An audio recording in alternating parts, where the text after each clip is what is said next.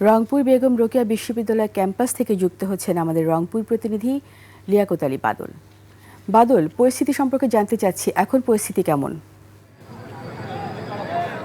ধন্যবাদ রীতা আপা। আপনি যেমনটা বলছিলেন যে এখানে সন্ধ্যার পর থেকে রোকেয়া বিশ্ববিদ্যালয়ের ছাত্র শিবির এবং ছাত্রদলের মধ্যে তুচ্ছ ঘটনাকে কেন্দ্র করে একটি পোস্টার লাগানোকে কেন্দ্র করে প্রথমে কথা কাটাকাটির এবং পরে তার সংঘর্ষের রূপ নেয় এবং দুপক্ষেই সংঘর্ষে জড়িয়ে পড়ে এবং ধাওয়া পাল্টা ধাওয়া চলতে থাকে।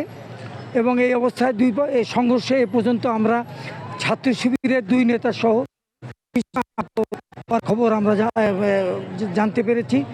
এবং ছাত্র শিবির এই ঘটনার জন্য ছাত্র শিবির ছাত্রদলকে দায়ী করেছে, ছাত্রদল আবার উল্টো আবার ছাত্র শিবিরকে দায়ী করেছে। এখন এখানে আমি রোকেয়া বিশ্ববিদ্যালয়ের প্রধান ফটকের সামনে অবস্থান করছি। এখন যে অবস্থা সেটা হচ্ছে যে পুরো এলাকা থমথমে অবস্থা বিরাজ করছে।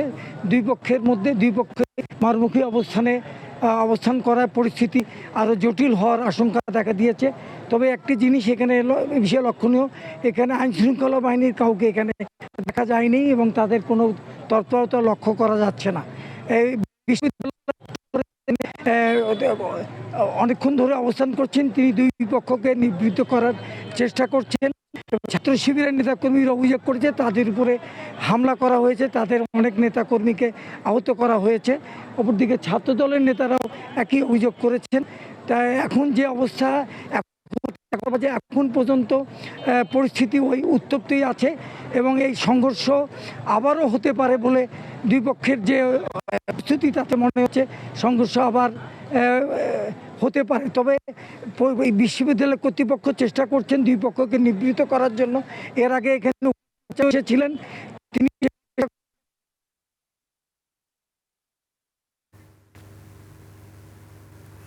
বাদল, আপনাকে অসংখ্য ধন্যবাদ। সমাধান হোক।